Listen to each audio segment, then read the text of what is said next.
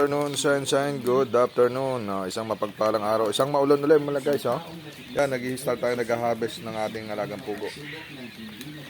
Ang customer natin, pinili niya ay 20 days. 20 days lang yan guys.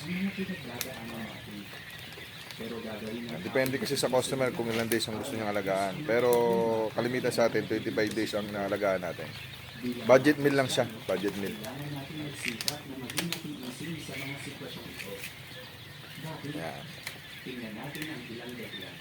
Pero tingnan naman yung quality ng baby days natin guys. Lalaki. Diba? Ito yung kasabayan yan. Yan. Tapos, mga isang linggo lang yan guys. Basta bagi rin ang pinakain mo. Isang linggo lang yan. Lumuloob mo na yan. Tapat na mga lingkod noon, kailangan din nating maghintay na tuparin ng Diyos ang mga pangako niya. Ikinumpara yan ng Biblia sa isang magsasaka.